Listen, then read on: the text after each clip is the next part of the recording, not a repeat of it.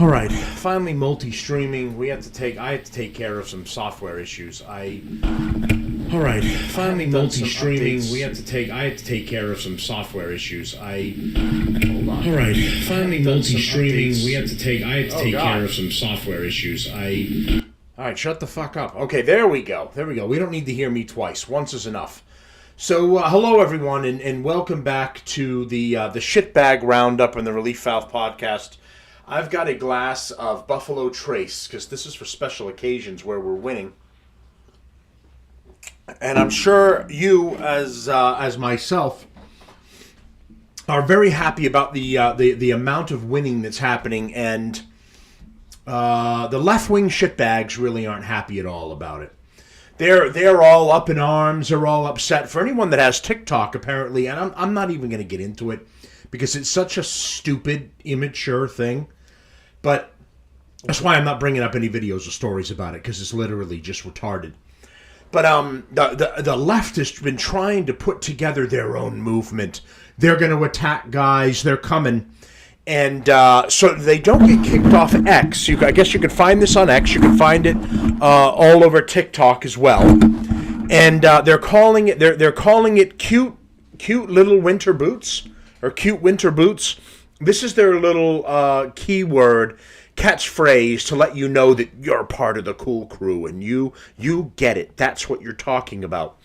And they're apparently trying to hide acts of violence behind this stupid little saying and little thing that they've put up with. So they're all arming themselves with their little pew-pews. They're not going to do something. And just as long as their moms give them a key to get back into the basement after they're done. But they're going to come after all of us who have been armed for years and have been practicing for years, and are and others who are ex-military and ex-Navy SEALs, and we have no compunction about defending our homes or our families. And all of these people who can't establish what their gender is, and they don't know where to pee, what bathroom to use. They're all coming, apparently. They're all putting together a mass attack, and we're all in a lot of trouble. So, I've said, bring it on, you fucking idiots, honestly. Yeah, how this world would be a better place if they were all gone. I was watching a detransitioner video the other day, and it was heart-wrenching. It was a woman who had turned herself into a man. It was a young woman. She must have been in her 20s. I don't know. And she finally realized the error of everything that she was doing, and started detransitioning back again. I don't know if she still had her breasts. I don't know what she had of her, their sexual anatomy, what was left. But she had to make the horrible, painstaking journey of coming back to normality again after realizing what a mistake all of that was. And when she was talking about some of it, there's a commonality between all of them. And it's they end up having a very, very difficult childhood. There's sexual abuse, there's physical abuse, et cetera, et cetera. And she was laying some of this out personally. This isn't just me playing the guessing game. And I've heard this story from a lot of other people that I've either spoken to personally or I've watched testimonials online somewhere where they've talked about this, and they've talked about you're upset with you don't like your life, you're upset about what's happening around you, you're upset at your family or maybe that abusive uncle or whatever the situation is. And then they turn to the next best option that was available to them. If you remember, I'm part of Gen X, so if you go back to, I'm in my 40s, so if you go back to your childhood, do you remember the amount of shootings that were happening? I don't. Do you remember any kids that were confused about their sexual orientation and decided to take some sort of drastic action about it? I don't either. And they didn't do it because, in my opinion, it wasn't an option. Like, you didn't think of that. It wasn't the thing that came to mind. At the most, you were like emo, right? You saw some other kids doing it, like, I hate my mom, I hate my life, dude. Like, I'm gonna cut my wrist or something when I get home, And they paint their eyes black, and it'd be black pants with all kinds of zippers, and they drag on the ground, black hair that didn't get washed. So it was like they went out and they expressed themselves that way, and then when it was over, and either they were getting further in school and realizing this thing didn't work, or they got out of school, went into the real world, and realized there was no company or person that wanted them in that fashion. Like, it was time to shed all that stuff, grow up. You could cosplay and do it in your free time if you wanted, but at some point you needed to grow up, and you needed to join the real working world, and then that was a sobering effect, right? It was cold water being dumped on your head. You very quickly learned that wasn't a reasonable thing to keep moving forward with. You woke up and realized, okay, I've got to get a decent job, or at least something that pays my bills. Maybe I'm going to get a girlfriend, boyfriend, whatever it is, and vice versa is not going to want to be with a loser, so they're going to appreciate that person working. They're going to appreciate that person either being able to take them to dinner, or then you switch and they take you to dinner. And like, everyone is participating 50-50 with everything, and this was all part of growing up with it. This generation that I'm referring to now, jumping ahead, they don't know, they don't have any real idea of what real world suffering is. In their mind, they believe they've come up with these concepts that are all of their rights are gone, right? You hear this, all the women and everybody crying all over TikTok, and I don't even need this, I'm not making a music video. All the women crying all over TikTok. I just woke up and realized today with Trump's inauguration that my daughter doesn't have any rights anymore. No one took anyone's rights away. No one was taken. They're just saying follow some responsible steps before you get yourself knocked up and have a kid that you never wanted, and you're going to go ahead and kill. Like everyone was saying, just have some responsibility. The rest of us have to face responsibility. I can't walk away from that decision. Like, when I ended up getting full custody of my children, not to get too deep into something, I had to make a choice. And the choice was let them go to foster care because I didn't think I could handle it, or take over and take the responsibility and be a single father and raise them. Maybe by myself. Who knows if I'd be with somebody else again, or if a woman wanted somebody that had children, or any variation of a situation. But you have to make a responsible decision. And I stepped up and I took care of my kids. Those are real trials for people to face. The trials that are created by this new generation now, they're not actually trials. It's just, if you have to show them, if they are faced with any responsibility whatsoever, they can't handle it. Look at taking away everybody's free speech in school, at the workplace, whatever it is, because this person can't handle being called something or misgendered. That person can't be and take a joke or be part of a situation. So now you're getting dragged into an HR or you're in trouble at the school or what have you. All because these people can't face the reality that we used to live through on a daily basis. And, like, if you were talking to somebody, you just say, that's life, dude. I don't know what you're talking about. Like, you dealt with some bullies at school. You got into some fights. You dealt with some stuff. I mean, that's life. I imagine when you get out of here, when you get out of this school, and you got to face the real world. What are you going to do then? You're going to run to the principal's office and complain about something? No one's going to give a shit. So it's just funny that this generation is now with their cute winter boots theme are going to step up and they're all going to come after us. Like, you guys don't know a thing about pain. You don't know a thing about adversity. You believe that the tiny little things. I can't get an abortion 500 times in 1 year. That's the worst thing that could ever happen to me. That's their great trials and tribulations. I couldn't figure out my gender, and then some other people were having an issue with it too. Now I'm very upset that they were having an issue with my inner struggle. That's also not adversity. You created that situation, or your parents created that situation. As far as I'm concerned, parents that trans their kids are child abusers. DCF should be at your door, just the same as when my kids were young, DCF would have been at my door if I didn't have them in a coat in the winter, or somebody said there wasn't enough food in the house, right? Then a report comes and DCF is at your door.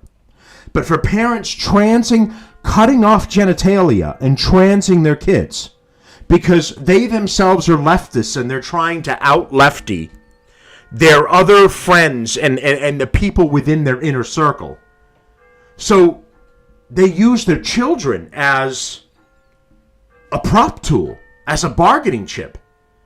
I mean, the habit is absolutely disgusting. These kids being taken to drag queen story hours where a man in a dress and makeup reads stories to them because somehow, somewhere in that situation, it's empowering. Someone can explain that one to me. Or the ones where there's the men dancing in dresses for children at a club or something that has a special event. And the parents have willingly brought their children to this event. I mean, could you imagine any situation where you willingly walked your child to the proverbial meat grinder? Would any of you do that? I bet if you asked those parents the same question, they'd go, I would never walk my child into a meat grinder. I would never kill my child. That's awful. No, but you willingly walked them into not only hormone treatments, genitalia being removed or changed. I mean, you willingly walked them into that situation and screwed their entire life up. I mean, I would argue that you did walk them right into the proverbial meat grinder. And up until the point that you bring that up to them, they wouldn't have second thoughts about it at all. So it's just amazing to me, a little bit of a side rant as we're getting into the beginning of the show. Just amazing to me that these people who, one, hate guns, they all want our guns to be taken away, right? And two, hate gender. You can be whatever you want, and they hate the patriarchy, man, and they hate Trump, and they hate just everything, and they love the government, which is government control and overreach. When the Democrats were in office, was their favorite thing. And normally, if you were a lefty or a liberal, you were completely against that. Like the entire government across the board. It didn't matter if Biden was in office. It didn't matter if Trump was in office. They hated the government across the board. It was anarchy, man. Fight back against it. Now they're like, well, there are certain types of government control that are really good, like the ones that say I can trans my kids and I can be whatever gender I want. But then when they turn around and they say that like illegal shouldn't be here and they shouldn't be killing people and setting people on fire, that's bad and we shouldn't have that. So we're going to lead like a pink hat pussy sissy revolt. I don't know. So the only thing I can say to them is best of luck with that. And a fair amount of us are armed. So again, best of luck in your future endeavors. And I can only hope, and if Trump were watching my show, and I know he's not, but if he were watching, any of his cabinet staff whatsoever, when the Black Lives Matter and Antifa riots happened, Trump tried to play fair because he was always being accused of being a dictator, right? So he tried to be fair and let local authorities handle the rioters, the violent protesters that were dragging people out of cars, kicking their heads in, robbing buildings of everything they had, and then torching them after they were done. And Trump tried to say, I won't send the jackbooted thugs out. Let's just let local authorities and maybe some other agencies come and help and bring it to a peaceful resolution. Because he didn't want to be accused of a dictator, despite the fact that he was accused by being a dictator every single day of his presidency. Now I hope he does everything that he was accused of. This is my hope as a tax-paying citizen. I hope that the jackbooted thugs actually march out in single file rows like they're the old British again, just marching towards battle and just smash all this Antifa and everybody else directly in the face. I hope that any violent actions in riots and attacking people are immediately shut down with extreme prejudice. A steel iron fist slam down on it and bring the whole thing to an end. That's what I'm hoping for to see this time. I feel like from Trump's actions, he's learned some valuable lessons from his last presidency. And it seems like now he's not playing any games. I mean, not to mention he can't be reelected for another term. So now it's go full tilt. And by the way, every president has done that in pretty much American history. You remember Barack Obama being caught on stage with the Russian general, Vladimir something. And he was saying, wait till I get elected for my last term, and then I'll have the flexibility to work with you and give you some of the things that you want. He was caught on a hot mic for that. Biden doing everything because he wasn't running and he had lost. Kamala had lost. His whole regime had lost. Look at all the actions he took. Pardoning his whole family. Absolutely unprecedented to pardon your own innocent family for things that, according to Biden, never happened. Pardoning Fauci, pardoning that traitor, General Milley, pardoning Hunter, pardoning everybody. The January 6th committee, who just dragged January 6ers and threw them into prison like it was medieval Europe. I mean, he did whatever he wanted with the end of his presidency. So you know what? I'm not interested in any of the complaining from the radical left about anything that Trump's doing right now. So speaking of complaining about the radical left, let's get to where we're at with the ICE detentions. Let's get some info on that. A Fox News exclusive. This is from Bill Malugin reporting on the ICE raids captured on video out in Boston. Let's show you that. Again, this is Bill Malugin with Fox News in this exclusive. It's a frigid 5 degrees in the pre-dawn hours just outside of Boston, where this team of elite ICE officers is briefing on their targets for the day. We're going to be targeting some extremely violent offenders today. Within moments, the officers are on the move, with eyes on their first target. Looks like we got movement, target vehicle coming out. They quickly take him into custody. He's an MS-13 gang member wanted in El Salvador for aggravated murder. And he has an Interpol red notice out for his arrest. We are targeting very violent threats to our community. I'm not going back to Haiti. One of those threats is this illegal alien from Haiti. ICE says he's a gang member with 17 criminal convictions in recent years. Trump, you feel me? Yo, Biden forever, bro. Thank Obama for everything that Thank Obama. Thank Obama for everything he did to me. Fuck Trump! You know what I'm saying? I go back to Haiti, I only eat cats and dogs. I don't want to do that no more. I have regular food in America. I rape, kill in America. It's better. Fucking, you don't want to go back to Haiti? That's no problem. We can put you in a fucking catapult and just fire you in one general direction, and wherever you land, you land. And I'll tell you what, we'll even be generous enough to let you pick the direction. ICE Boston quickly takes down its next targets, including this illegal alien from Brazil who has an Interpol red notice for armed robbery. This Salvadoran illegal alien charged locally with rape and released by a sanctuary jurisdiction. Yo, ¿cómo se llama? And this Dominican illegal alien charged with assault with a deadly weapon and heroin trafficking. Officers also arrested this Guatemalan MS-13 gang member facing gun charges. ICE says he was released from local custody just the day before. Their detainer request was ignored because of sanctuary policies. And in a sign of shifting priorities with the new Trump administration, this man, who was in the same apartment as the target, was also arrested after ICE determined he's also in the U.S. illegally. This is what ICE calls collateral. So you guys got your main target just now, but you got somebody else. What just happened? So our main target was released by a sanctuary jurisdiction, not honoring a detainer. that person was released back into the communities. And So sanctuary district, they're just, I don't know why they're just not outright naming it. But that was a sanctuary city or sanctuary state, which is what Massachusetts is. Unless you send them to Martha's Vineyard. Then they're like, it's so great that these multicultural people are here. Put them in a fucking truck and send them to the military base and then send them out to the fucking ocean. We're on your side. My sign says brown people's lives matter too. Get them off my goddamn lawn.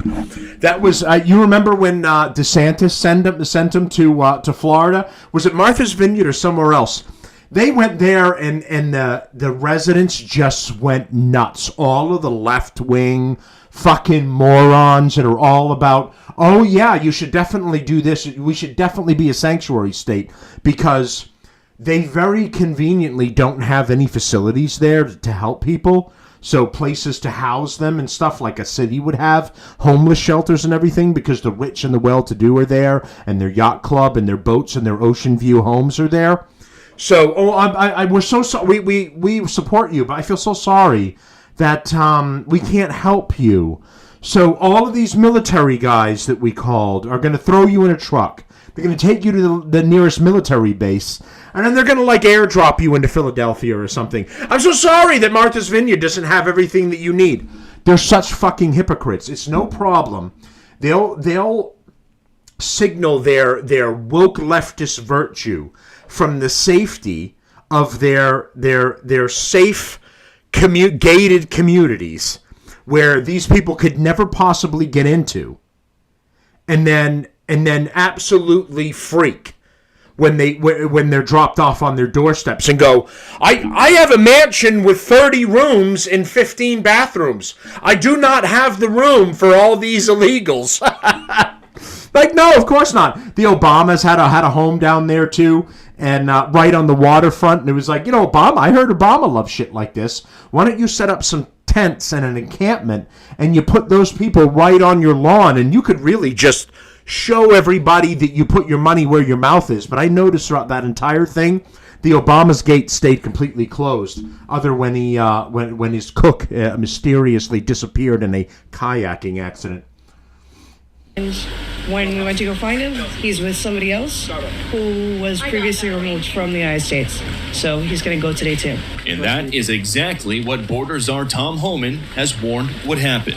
When we find the bad guy, he's probably with others. When we find the bad guy, I'm gonna fucking fire him out in a fucking catapult right over the fucking ocean. I love this guy. He's such a bulldog. He's not playing around at all. He was the former director of the FBI or Homeland Security or something, like, and he was retired or he left. He was doing his own thing. Trump brought him back on, and this guy doesn't give a fuck. He's been interviewed by these left-wing legacy media morons, and they've been like, well, what are you going to do? But the families have already been separated, and the family's over here, and the kids are over there. And what are you going to do when they get deported? How are you going to handle this? And he's like, it's no problem at all. We're gonna deport the entire family together. The kids are going to be with mom and dad. It's going to be no problem at all. And then they're all going to leave at the same time. We're going to make sure that they're a cohesive unit when they leave. He's great. They're in the United States illegally. They may not be a criminal priority, but we're not walking away from them. ICE Boston says they will continue to go into sanctuary jurisdictions and do their job. Today was a good day. Today we took several significant public safety threats out of our communities. Unfortunately, a lot were released by sanctuary policies, but we're here to tell the Commonwealth and the rest of the country that we're going to find them whether they're released or not.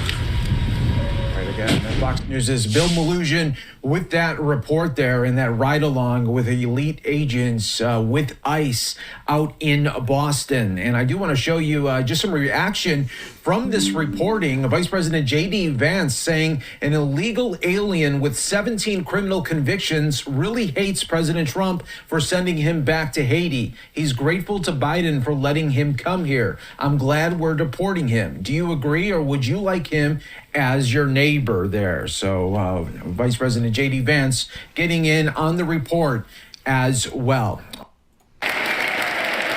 So it's great. I'm glad it's happening. I'm hearing ICE agents all over the place in Boston, Chicago, California, Wisconsin. Some reports in New Orleans. So the teams are breaking out all over the place. And right now they're focusing on one primary thing. If they happen to run into ones that are just border jumpers, but they haven't really done anything other than that, if they happen to run into them, they're nabbing them too. But their primary focus has been the violent criminals, the ones that have records from the country they came from, have records here in the United States as well, and have been like caught and released by these democratic cities that don't care that they released a horrible criminal back into the populace to assault us and our daughters and your family members, because those violent illegals have rights too. So the Democrats release them. It's not Republicans doing it. And then they're free to offend again. So they're focusing on the worst ones, and they're hitting them all over the place.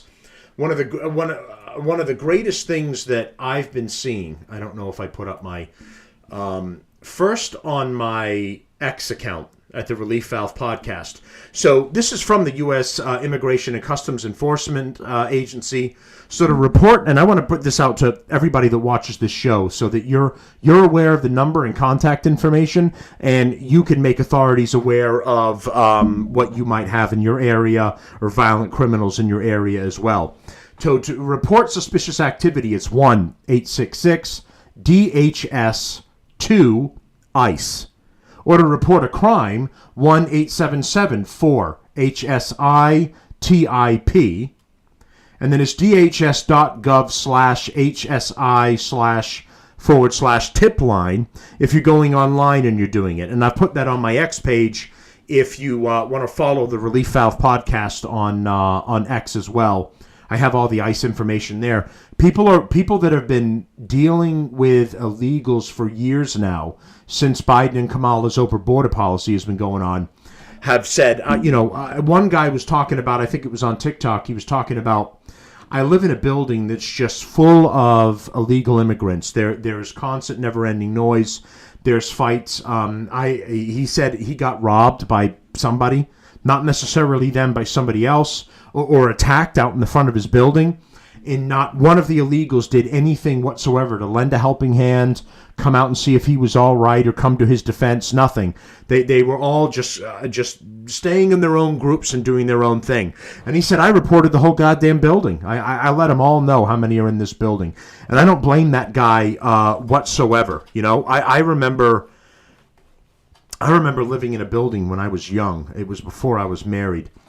And it wasn't illegals there, but it was scumbags there. I used to try and be friends with them and hang out with them, but they were just pieces of shit. And when it came time to when me and my girlfriend, before she was going to become my wife and then ex-wife, were moving out, they all just sat there on their balconies, like where you get the porch monkeys saying from, like a bunch of porch monkeys just sitting there staring at us while we loaded up our vehicle to get everything out. Not one word, not one action of help from our supposed friends or acquaintances or whatever you wanted to call them. So it's just trash people, just the worst people. And they're not good neighbors. They're not your friends. They're not doing anything positive for the country. So absolutely take that action and absolutely report them. Here's something else that's been interesting about all this. This grape is going to go up in value, like double the price. It's the peak of the citrus harvest season in Kern County right now, but the industry is taking a hit after immigration agents conducted several operations last week. Paisanos, así se mira ahora en los traques, mira. Look at this now. Sin ni un trabajador. Nobody working. I've been saying for a long time that the smartest thing Donald Trump could do when he took office is nothing. Just take credit for an economy on the rise and go. So this is some left-wing fucking retard. So there was no economy on the rise. Things weren't doing good. It's dummy leftists like this that think that the economy was going great with Biden, and everyone that's lost a job because of either you wouldn't get the COVID shot or companies. I got so many messages on my news feed about companies going out of business or laying off hundreds of, or if not thousands of workers because they were downsizing. And morons like this thought that that good things were happening. But one of the most interesting parts that I've been getting from all this is the left has been online. And remember when I say that the Democrats are the original party of racism, I know there's this this incorrect information that's out there that it's like, well, it wasn't. Those Democrats that were back then were originally Republicans, and Republicans moved, and the new Democrats were Republicans. Some bullshit thing that they had, and they were the ones that were supporting slavery. Like, no, it was the Democrats that didn't want to give up their plantations. It was Democrats that didn't want to give up their fields or their indentured workers, their slaves. It was Democrats and the Democratic Party that was fighting the hardest against not having to give up their workers to run all of their fields, right? So now the lefties are online and they think that this is an argument. They're going, one of them I was getting into this discussion with, and she's going, you don't understand what's going to happen. No one's working the fields anymore. They're not picking strawberries. They're not picking berries. They're not doing fruits or apple, bananas. They're not doing anything. And now, who's going to do it? Are you? Are you going to do it? Are Americans going to do it? And it's like, first of all, do you say this out loud? And do you listen to what you're saying? You just said that these are the only people that can do it, right? Illegal immigrants that we've brought in. So you bring in an illegal immigrant comes in. They're not going to be able to get a regular job because they can't. They're not supposed to be able to get an ID and vote and do anything the rest of us can do. So you've got to hire them on as a worker that works under the table. And then you're paying them, or these farms are paying them minimum wage to work these fields and do work that, according to the left, Americans don't want to do. And then they're working these fields for much less than minimum wage. I'd be surprised if they're getting, $5-6 an hour, maybe something like that. But the point is, these people are saying, well, if we don't have any of them to do all this work in the fields, none of us are going to get the things that I want.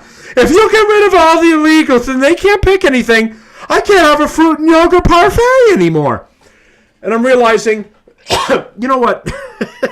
I feel like in this country's history that there was another time in another group that was saying that if we get rid of all the people in the fields, that we won't be able to have nice things anymore. Do you remember? You remember? Pepperidge Farm remembers. Pepperidge Farm remembers when if there was one side in particular that was making the argument that if we gave all the slaves freedom, we wouldn't get any of those nice cotton and berries and all kinds of things from the farmland and the fields, remember? Now the left is out there going, if you get rid of all of them, we won't get any of these nice things. Why is Trump getting rid of them? And then if you go, well, that sounds a little racist, they're going to go, I'm not racist. I'm the least racist person. But you just said that underpaid illegals have to do shit jobs that the rest of us don't want to do so they can give us the things we should have. Fucking idiots. There was one guy, I put my TikTok up here somewhere. Because I'm multitasking between YouTube, Rumble, and TikTok and building a thing here. So I'm going to go to my profile and I got to go to something I either liked or reposted because it was fucking hilarious. This guy right here was one of them. Look. What do you mean? All of them? We got to let them all go? This is 1864. Man, who's going to pick all my cotton and who's going to pick all my food? Now go to 2025. He's going to get all of them? He's going to round them all up. That's great. Who's going to wash my car, mow my yard, take care of my kids, pick all my food? Do you see that? And he's talking about the hypocrisy of the left in this, and In a 33-second video, you were able to see absolutely encompassed everything that's wrong with that. These illegals, while trying to their misguided attempt to advocate for illegals that are in the country, have just turned around and essentially echoed the sentiment of slave owners of old in saying, if you get rid of all of these people, who will do all the jobs we don't want to do and then let us have nice things for a cheap price?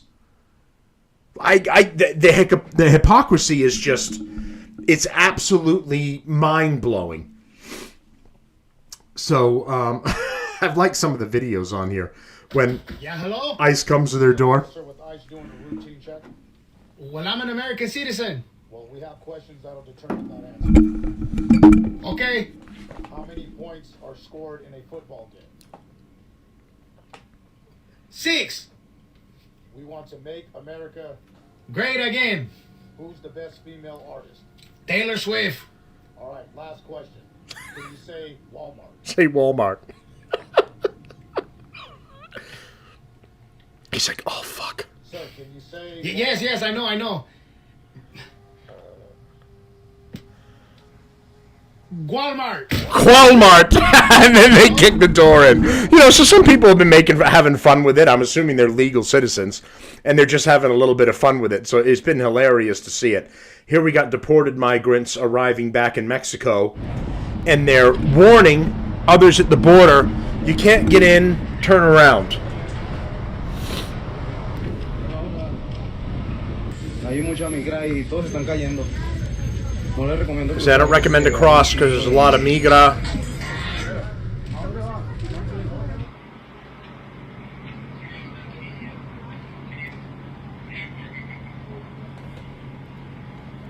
This is Border Patrol, all souped up with military as well, and they're all over all the major border crossings. So that's been good. So it's, here's the deal with it, and the left tries to, this one before I finish, this one by Tom Homan, talking about these cities who are harboring illegals as well will also face criminal penalties. People said they're going to get in our way. They're going to stop us from doing what we're doing in the terror enforcement operation. I've said 100 times in the last week, don't cross that line. It's a felony to knowingly harbor and conceal illegal aliens from immigration authorities. Don't test us. So, and especially on TikTok, there's been all these wannabe tough girl nurses and school teachers. If ICE comes in, well, I'll tell you what, it's only one of us is walking out of that classroom, me or them. I'm like, bitch, it's them. You're not going anywhere. But one, if you don't scream and immediately drop to the ground like the coward that you are, they're just going to smash your face in. I don't know what you think you're going to be doing. But the biggest hypocrisy about all of the left, first you're advocating for people who have nothing to do with you and don't give two shits about you. And then the hypocrisy of, well, who's going to do all the shit jobs that nobody else wants to do? You know what? Americans should be doing those jobs, and if somebody sticks their nose up at it, shame on them. Okay? When I walk into my job and I see the cleaning crew working, picking up stuff, I never stick my nose up at them. I never say, oh, these fucking guys, what the fuck? I never have a disparaging mark for them. Because my area or bathrooms or whatever part of your company are clean because of the job they're doing. They're not a lesser person because they're cleaning a bathroom or they're cleaning a cafeteria or doing something else. They're not a lesser person. I don't care if they're making a lot less than you. You shouldn't be looking at somebody that's a plumber. Yeah, go fix that shitty toilet. You're a subhuman being. No, you're not. You're somebody that's making a living as well. You've chosen a job that you can do, or you feel you can't do, or you wouldn't work somewhere else. Now you're doing that job. Props to you for doing the job and doing it legally. I never look down on the cleaning crew or anybody else. Never have. because I know what they're doing and I know that shitty work. See what I did there? But I've never looked down on them. And you know what? If there are Americans that are begging for a job, or veterans, homeless veterans, that would probably love to have the opportunity to go work in a field, pick fresh produce, berries, or whatever else, and this is an opportunity for them to get off the street and have something, why would anyone stick their nose up at that? Why would you say no? If you're desperate and you can't find anything, and then something like this is right in front of you, work on a farm, work on a field, help out and pick this and work in this area or what have you, and you're too good to do that, then I fuck you. I don't. Go back to the street that you're fucking living on. And even better than that, just get the fuck out of our way completely. I'll tell you something. I every day that I drive to work, you end up coming to a four-way. And a feed coming from the highway is coming off, and then you got a main route that's going right through there as well. There are homeless people on both sides every single day without a fault. It doesn't matter if it's negative 10 with the wind chill. These motherfuckers are sitting in that corner with their sign, please help, need food, God bless. And it's like, wait a minute. You can stand on that street corner for however many hours that you're doing it after I leave and I get to my job and I can't see you anymore, so I don't know what's going on. You can stand on that corner for hours at a time begging change from working American citizens, and you can't be bothered to just turn that into getting a fucking job? Well, some of them have mental illness, Matt, and you just don't understand. So they can't work, so they beg. Then get help, and then get into the workforce and become a productive member of society. So, there's no solution. Because they have an alleged mental illness, and you and I both know that a lot of them make this shit up. I'm bipolar. That's the reason that I can't work. Well, one of your fucking moods can't decide to get up and go to work? Well, I'm schizophrenic. One of your personalities doesn't feel like working? It's very convenient that each one of your mental illnesses don't want to do anything productive. It's fucking convenient. But you can dedicate yourself to standing on a street corner and begging for 8 hours straight, with an occasional break from the money you made to go over to a Burger King or something, or a liquor store or whatever, get yourself something, and then get back to your little self-made shift over there. None of you can get anything? Why can't all these people get their shit together and work these fields that the left is claiming only illegals can do? Because Mexicans are so good at picking in fields? That seems like a racist stereotype to me, and I've been reliably informed that the left isn't racist. They're anti-racist. So, explain to me how Mexicans are the only ones that can pick fields. Don't worry, I'll wait for that answer. So, there you go with the illegal point. Get them all out. If we have to follow the rules, so do they. I can't run across the border and run into Mexico. My day is not going to end well. I'm not supposed to be able to take a boat and land on the shore in England, even though it does happen, and then walk right in and go, I'm a UK citizen now. You're not supposed to be able to do it. There's supposed to be rules you're supposed to follow. You can't just walk into somebody else's country from somebody that's never had anything to do with it and then go, well, I live here now. No, you fucking don't. And we have enough of our own problems. We don't need to import them from other countries. So on the illegal front and getting them out, everything is going great. So moving on with Trump now is gone to North Carolina to see these poor people because they're still suffering while everyone's crying about California who voted for all the bad policies they're getting right now. I'm sorry, I don't. As far as the land lost and the animals affected, I feel really bad about it.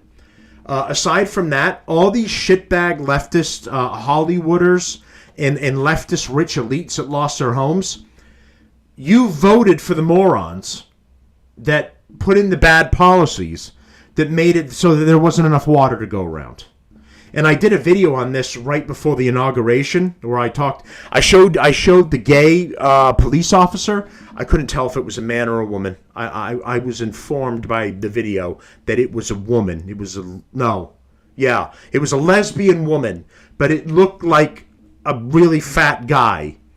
And she was just talking about, oh, well, you know, I get told as a woman, taking your word for it there, Chief, that if I run into a problem and I'm not strong enough to get your husband out of an area he's trapped in, that I shouldn't be able to do this job.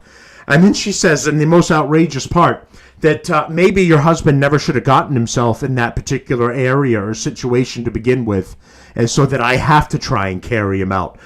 Which I thought was, this is the best DEI right here. I'm glad diversity, equity, inclusion was involved in all of this, because the firefighter there, because she was a firefighter, was saying that if she's incapable of carrying your husband out, that really it was your husband's fault that he got trapped in that area in your house in the fire. That the whole thing's kind of his fault. It's like a circle. You remember that? So you get married, it's like a circle. From I now pronounce you Chuck and Larry. And so this is DEI hiring. This is all all of the California Fire Department is a bunch of lesbians, so they're all scissoring before they have to go to fight a fire or something. So of course everyone's houses are burning down because you have incompetent morons, not enough water to get the entire job done. The whole thing is a mess. Yes, you've got heavy winds that are making the job much more difficult. No one could do anything about that. So that's fair enough, and it's making it worse.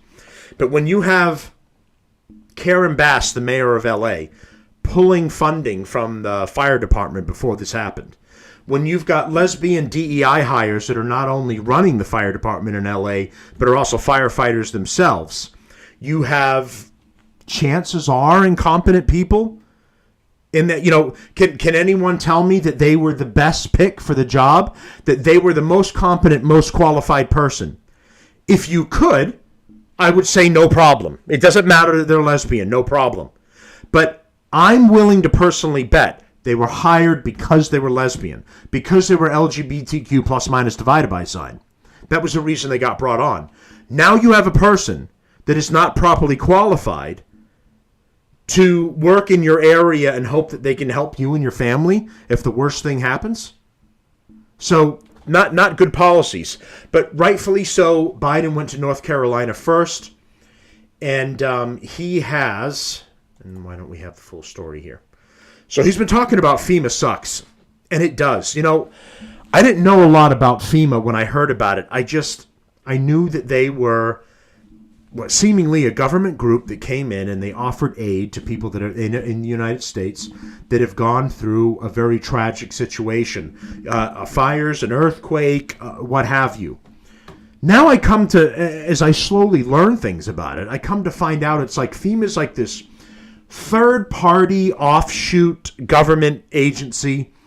And the reason that, because you remember hearing these stories from Maui in Hawaii, when it was burning down and the citizens were trying to help each other. So they were taking ATVs and they were getting to bad parts of the island. They were doing this in North Carolina as well, as a comparative. And they were trying to run goods to their neighbors helping neighbors. Why would anyone have a problem with that? It's America. You should help your neighbor if you can. If they're not a leftist shitbag, then help them. And when they were running into FEMA was telling them no, and they were confiscating all their goods. Now you ask yourself, why would FEMA take goods that Good Samaritans are trying to run to their neighbors, water, food, etc., and trying to do their part and help too? I mean, really, if you've got FEMA helping and then you've got neighbors helping neighbors, you've got a dual thing going on, and you can potentially help twice the people, right? So then I come to find out that all of the donations or vendors that FEMA gets their food and their supplies from is being paid for in some cases. Not everything is just donations. They're buying it from companies, the food, the water, the other stuff. They have to have receipts for all this stuff. So when they come in, they're like the vendor you have to deal with. So that's why they're taking away supplies from other people who are trying to help their neighbors. Because, that's not vetted. You didn't. I didn't get to inspect that to know if that's good or not. It's not what we have. What ours is bought and paid for from like whatever company or whatever source. So we paid for that. We have to give these sandwiches and waters and stuff to everybody, and then show that we're on paper we're meeting all our requirements for our expenditures and all this bullshit. I mean, all it seems to be is a fucking profit thing. So they're getting this from wherever. Someone might know better than me how the whole scam works. But they're getting them from fucking Walmart, Costco, BJ's, whatever. They're buying all this shit in bulk for emergency services. And then when it comes time to do it, well, you have to deal with FEMA. You can't deal with Joe or Jane Smith down the road that are going to bring you sandwiches. You need to get FEMA sandwiches because we already signed up and set up for this, and that's the deal. So you can't deal with anybody else, and you're in violation of a contract that doesn't exist, and you wouldn't give a shit about anyway as a person that just lost your home. So FEMA is an absolute garbage scam that doesn't help anybody. And then the government's payout is $750. This is what's on the books, by the way, not just FEMA. It's on the books. $750 for everybody that's affected. So even if you're a family of two and you're just a married couple and you just lost your home in a flood, earthquake, whatever, what the fuck is $750 going to get you? So Congress needs to change that, and the people need to get more money. But let's get into this real quick. So Trump also signaled some reforms may be underway to the Federal Emergency Management Agency. President Donald Trump said he plans to overhaul the Federal Emergency Management Agency, FEMA, as North Carolina is still recovering from Hurricane Helene more than 120 days after the storm struck the state. I'll also be signing an executive order to begin the process of fundamentally reforming and overhauling FEMA, or maybe getting rid of FEMA, Trump told reporters in North Carolina on morning. I think, frankly, FEMA is not good.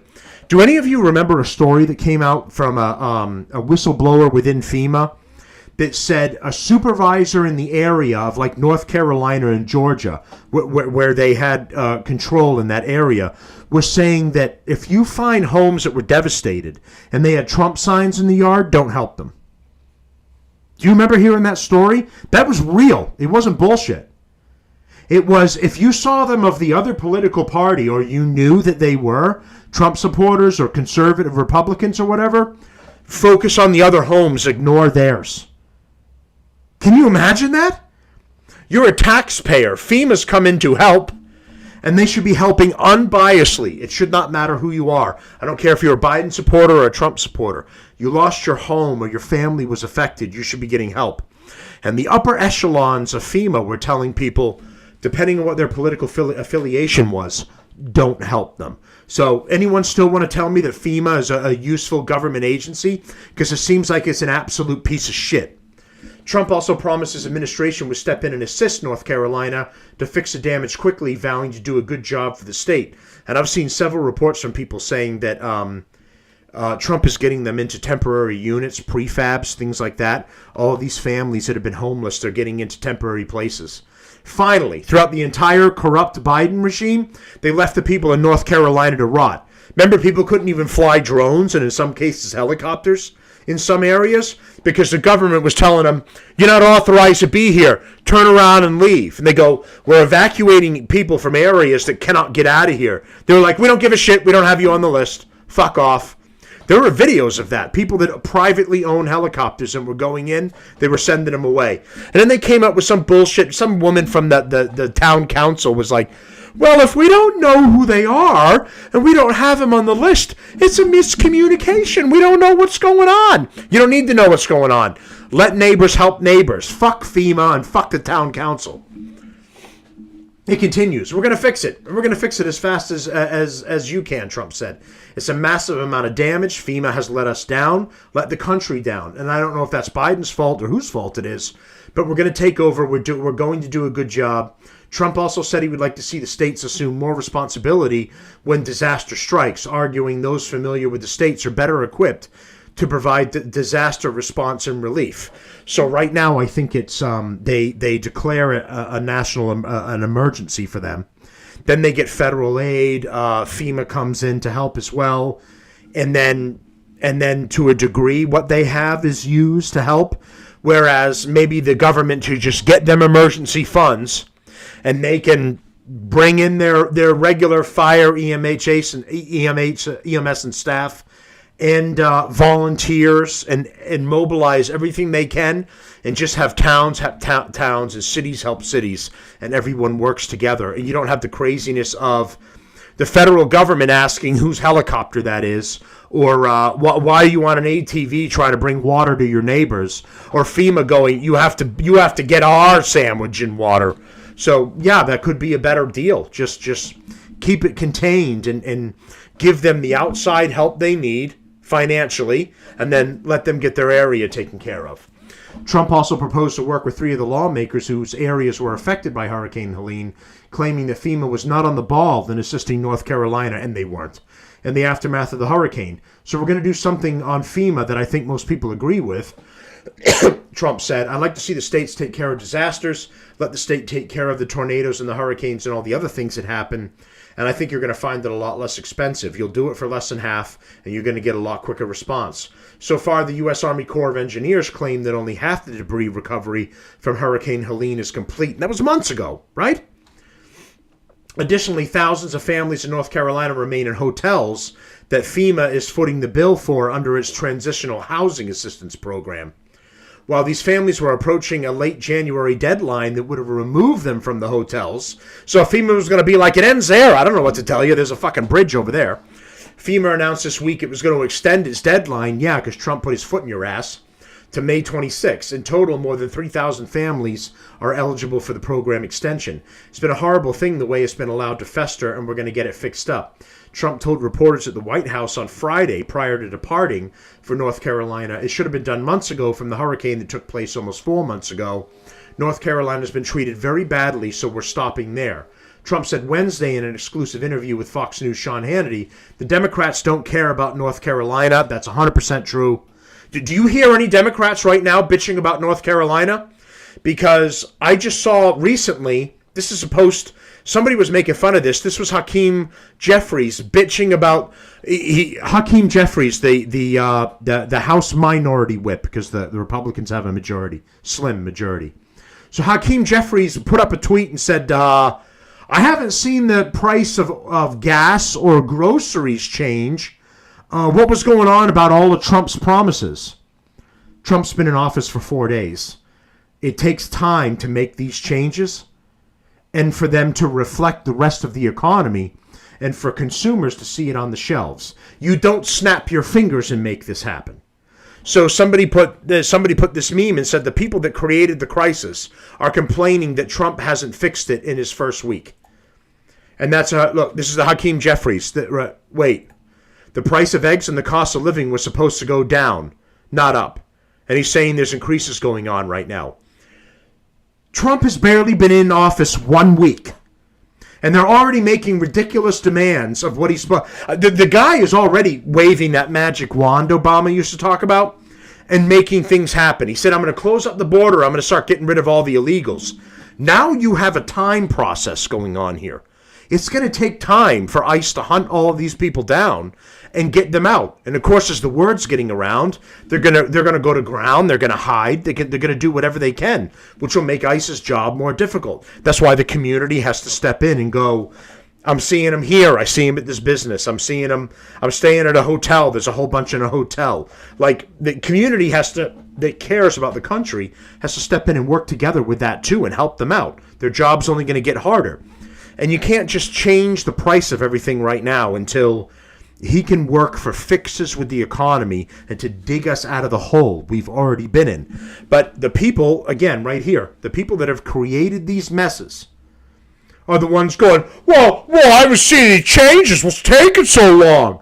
It's like, you're the assholes that did all this to begin with. In the past 4 years, you're the ones that have made gas go up, food go up, regular household items go up.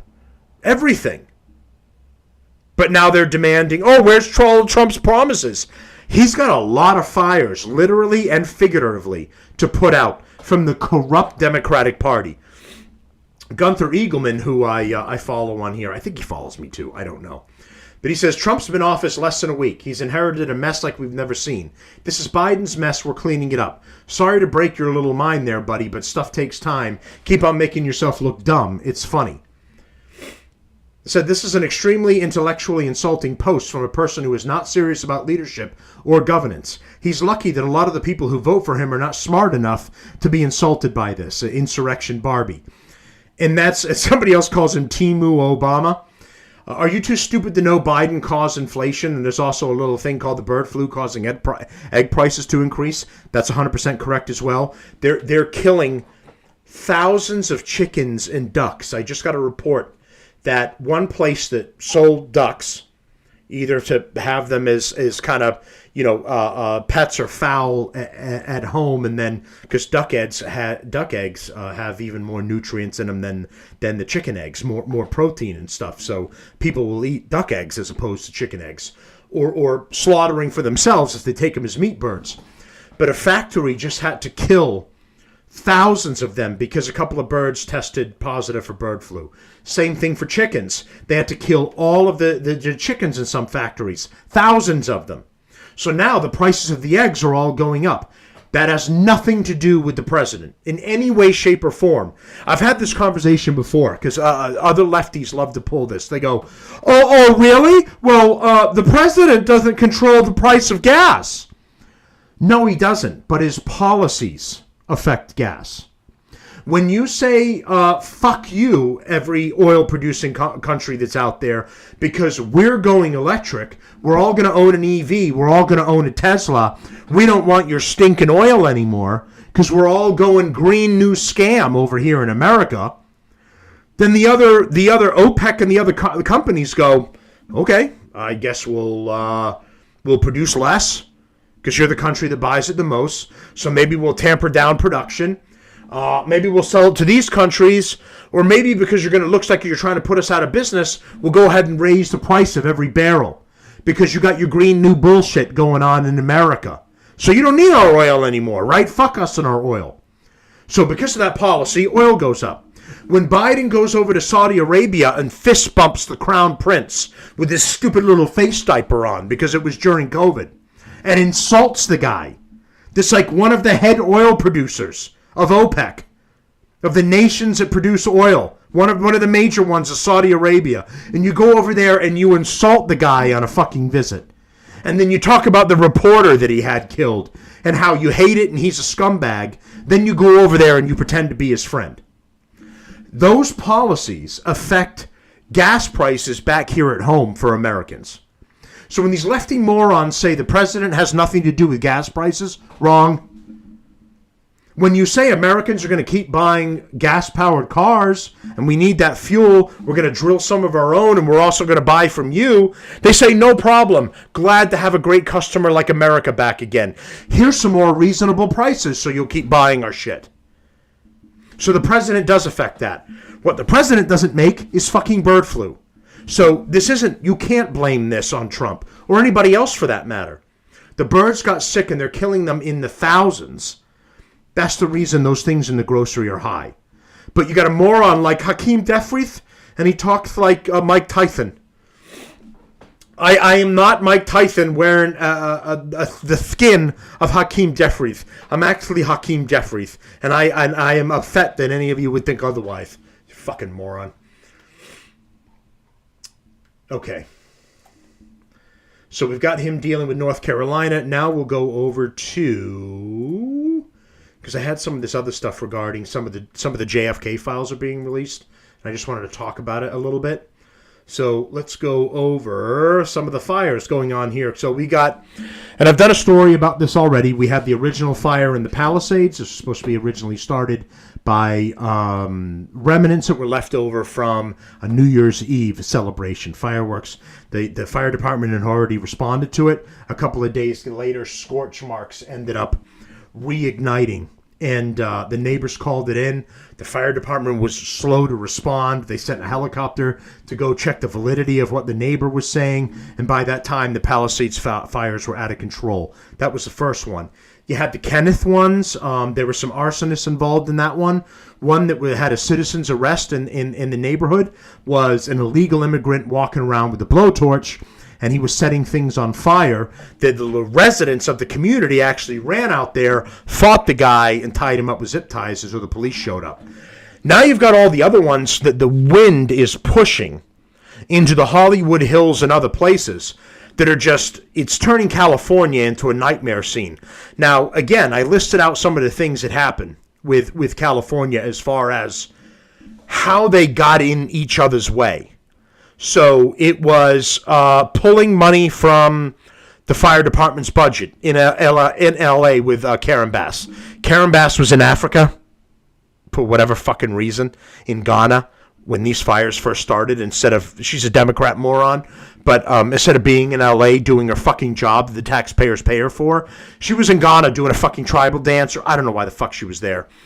And then she finally came back, and she's under a lot of heat, pun intended, for what she did. Gavin Newsom, the crazy smiling guy, is under a lot of fire too. For a lot of the fire hydrants didn't have water. The Palisades Reservoir was offline for regularly scheduled maintenance. So you had a reservoir, and you have areas that are prone to wildfires. And rather than making it priority, you set it to a normal upkeep schedule and didn't put a rush on it. So there was a reservoir that was completely dry that they needed. There was a guy that lived in the area on TikTok. He took a walk right by it. The whole thing was completely fenced in, which is probably normal to keep people from contaminating the area. But completely fenced in. You can't see that any work's really been done, but the entire thing was drained. So that was all things that got in their way.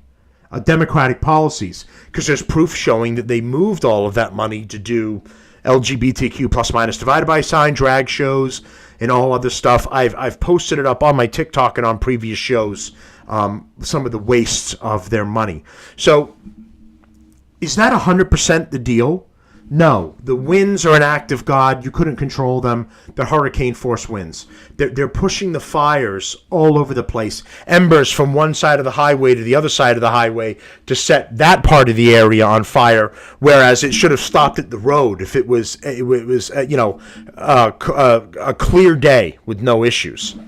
So they absolutely had their work cut out for them with all the fires that started. Here's some more updates. Welcome back. Strong winds and bone-dry conditions in Southern California help fuel... Welcome back. Strong winds and bone-dry conditions in Southern California help fuel the flames of two new wildfires, the Sepulveda and the Hughes fires, the latter of which grew more than 10,000 acres across the northern Los Angeles community of Castaic since igniting late Wednesday morning. The Sepulveda fire, a lot smaller at only 40 acres, that's burning near a highway in Sherman Oaks, the 405. Meanwhile, fire crews continue to work on containing the Palisades, Eaton, and Clay fires. Both the Palisades and Eaton fires made their marks as some of the most devastating fires in California history, burning dozens of square miles of land. And now, forecasted rain this weekend raises new concerns about possible mudslides and flooding in those areas. So let's bring in CBS News reporter Andres Gutierrez. He is in Santa Clarita for us at a command center for first responders. Aaron, thanks so much for being with us.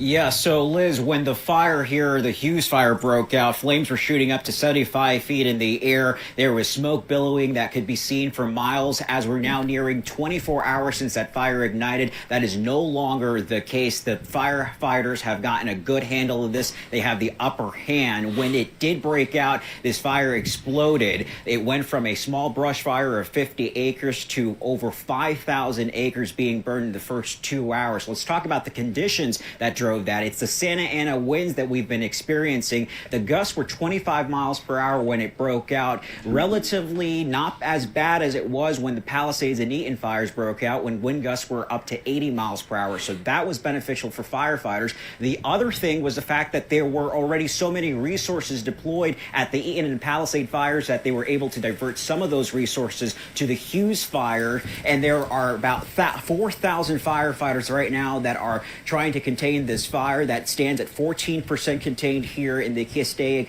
Lake area. They have been battling this on the ground and in the air. Let's break it down by the numbers. 113,000 gallons of water have been thrown from the air. 30,000 gallons of flame retardant has been also dropped onto the fire here in the Hughes area fire, and hand crews have been going ahead and carving out a fire line. And the other thing that is also helping them out here is the fact that there are a number of natural breaks, right? So you have a lot of hills here. It's very rugged, and so you have that helping them out. And also there's the lake that's nearby, and that has also acted as a natural break, as well as Interstate 5 that for a short period of time yesterday, a couple hours, I'll say, it was shut down, but it prevented the fire from jumping over Interstate 5, and that's where there were a lot of communities. So as much as it has grown to over 10,000 acres, it is incredible that no structures thus far have been damaged. Amazing to report that, Andres. But, you know, another thing is happening this weekend that could help extinguish the flames, but it also poses more danger to the area. And we're talking about rain, and that, of course, could trigger mudslides in those areas that are hard hit by these wildfires. What are you hearing about that? How are emergency crews preparing for that?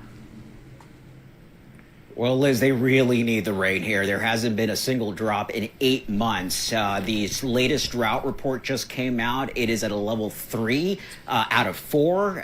We're expecting less than a half an inch of rain through this weekend. But if there is any moderate rainfall, yes, there is the threat of mudslides and of debris flow. So right now, fire crews, besides dealing with the containment of all these fires here in Southern California, they're also working on filling up.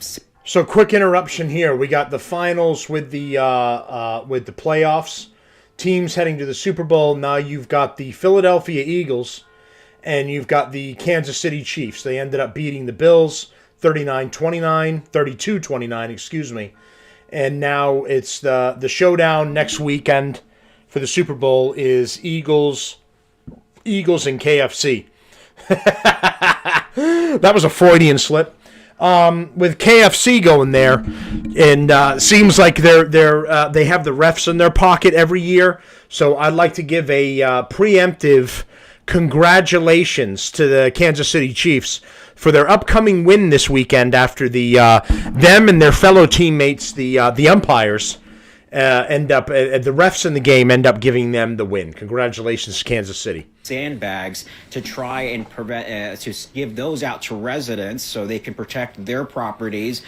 There's also county workers that have been setting up barriers as well as clearing up drain pipes and basins so we don't see any of that toxic debris flowing on the streets over in the Palisades area as well as the Altadena area. One county city official from Pasadena pointed out this, and I thought this was impressive, is that the fires burned beyond the roots of the vegetation that's been holding up all of this. And so there's nothing holding up this vegetation. So a little bit of rain can bring all that soil down. And so that is what they're bracing for. So besides the fire, there's also the possibility that some of these people can be dealing with landslides here. Hopefully that's not the case, but of course we'll be monitoring that. Absolutely. Andres Gutierrez, live for us from Santa Clarita at this latest fire. Thank you, Andres.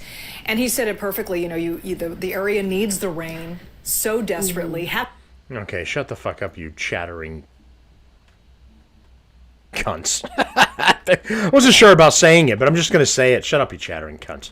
All right, so now we've got more information here coming out about wildfire alerts. Ongoing fire threat across Southern California. It has been truly heartbreaking, and when we show you these new images, it really points out how dry the brush is. Look at those firefighters in Ventura. Tough.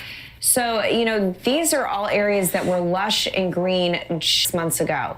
It really has been a quick onset at how crispy the tinder has gotten.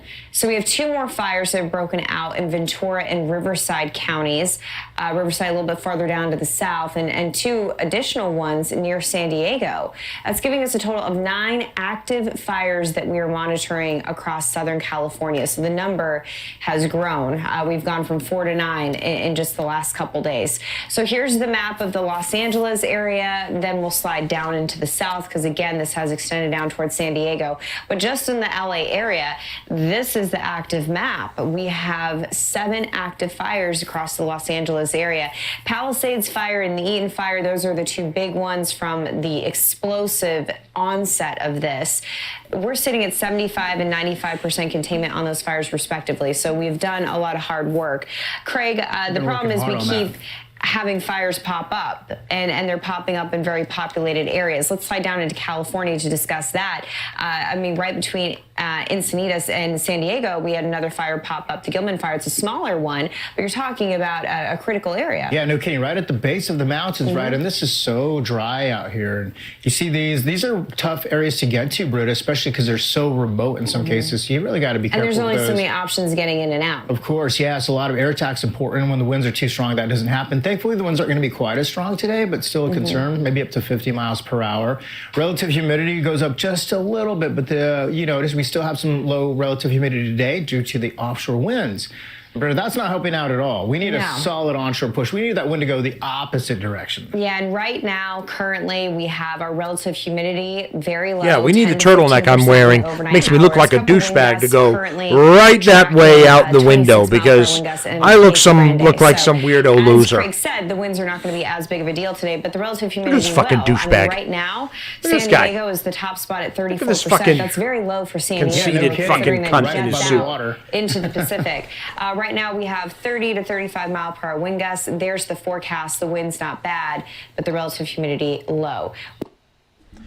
So let's take a look at, there's CNN was live over here with what's currently going on.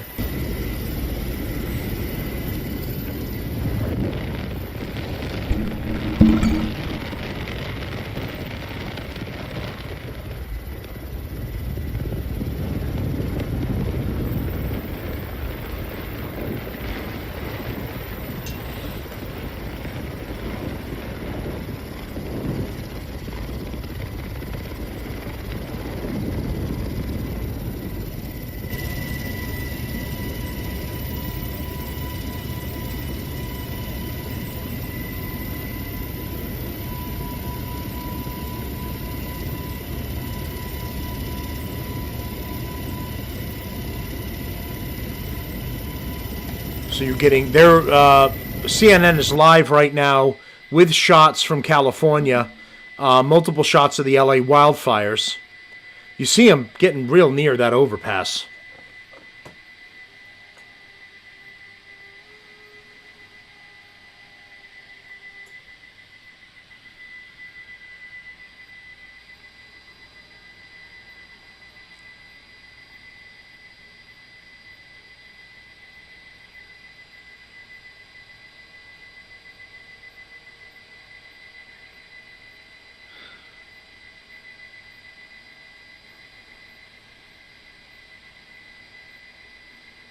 So they're trying to keep him away from the roadway. So you see all the fire department is all lined up right along here, and they're fighting for a containment zone just to stop all these. And of course they're spreading there, laterally. In addition, they're trying to shut it down from hitting the highway and let them spread in these other directions, maybe away from the highway, and then try and shut them down. But they're trying to stop it from just moving right there to where everybody is still currently commuting. You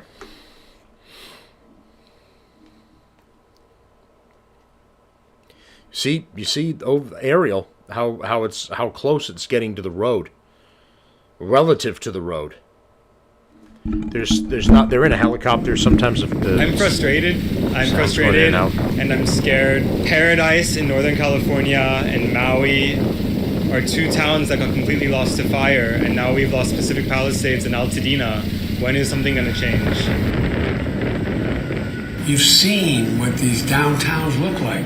I mean, they look like a bonnet. Recovery from these fires is going to be complex. I've seen many disasters throughout my 4 years in this role. This is certainly one of the worst. FEMA, they'll take care of it.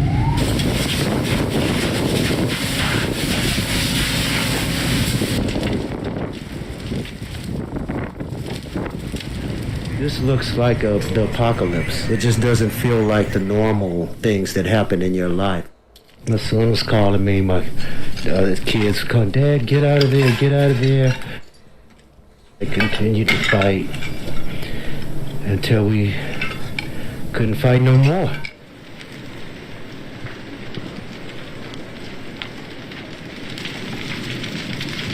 So I don't want to get copyrighted or whatever on YouTube when you do too much of someone else's channel. So there's some more of the devastation in California. Multiple new fires have all popped up, and they're all ravaging all new areas. So in finishing up here, because I'm going to get to some of these other stories later on, maybe throughout the week for the show and TikTok. I'll do shorts. I'll put them on TikTok, YouTube, and Rumble. So that way it makes it a little easier with my, because this isn't my primary. I know a lot of guys do this, have a show, and this is their primary thing. They get up in the morning, they're doing news, and they're doing it all the way until they're going to bed. That's their job. It's their 9 to 5 deal. I work a regular job, and then I'm taking care of a family too, and I get to this as much and as reasonably as I possibly can. So I'll have more short updates coming up throughout the rest of the week. I wanted to do one more quick thing here, and it's just showing that the legacy media is dying. CNN announces layoffs as it revamps its schedule and digital strategy. If you remember their online app that they tried to create and were taking pre-orders for, people were signing up for it, getting ready for it, that crashed and burned. Nobody wanted it because they're a lying shit news network. You got CNN is laying off around 6% of its workforce, the company announced Thursday morning, as it institutes sweeping new changes to the 45-year-old news network, including a new weekday show lineup and digital strategy.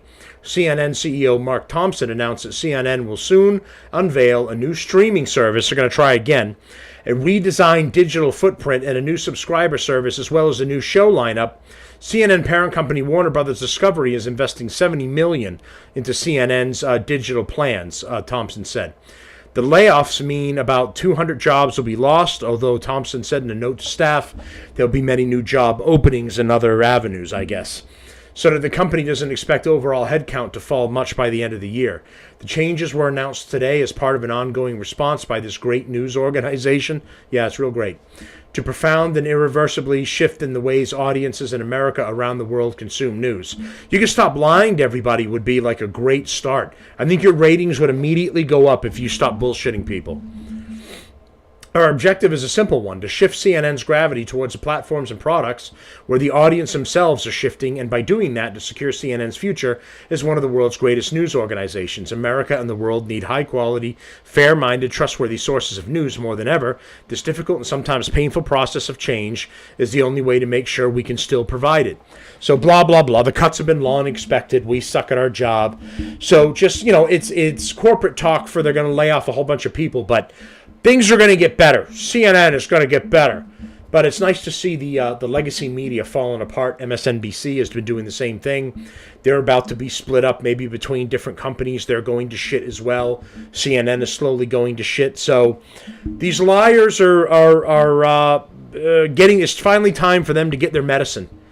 And it's way overdue for the amount of time they've lied to people, bullshitted the American people, and haven't given them the truth about what's going on. That's what I wanted to do when I started this show. I'm a conservative. I have a bias towards the conservative side, but when I'm telling you about what's going on, I'm not going to bullshit you about it and lie to you about it. If someone on the Republican side has done something bad and fucked up, I'm going to talk about it, and I'm going to bring it up. And the Democrats that are fucking you over, and their leadership that are screwing you and hurting your family, I'm absolutely going to talk about that too. So I want people that sign up for this show that are sick of the lies of the legacy media and the bullshit that you get from it. I want them to be able to come to sources like myself and other content creators out there, right? I'm not the only one. to others to be able to come here and actually get the truth of the matter, the breakdown of it, not the bullshit sugar-coated version where you're supposed to not pay attention to what's really going on or maybe point the finger somewhere else where it's not supposed to go. So that's what I wanted for this show. I'm a consumer of news, and I know you all are too. That's why you're here. And it's just as important for me as it is for you. All right, so thanks, everyone. Please like, share, and support the show, and subscribe. We're multicast on YouTube and Rumble right now. I appreciate everybody that tuned in and is checking it out. And more updates throughout the week will be coming soon. I'm gonna crash and call it a night. Thank you, everyone that tuned in tonight, and we'll talk to you again soon.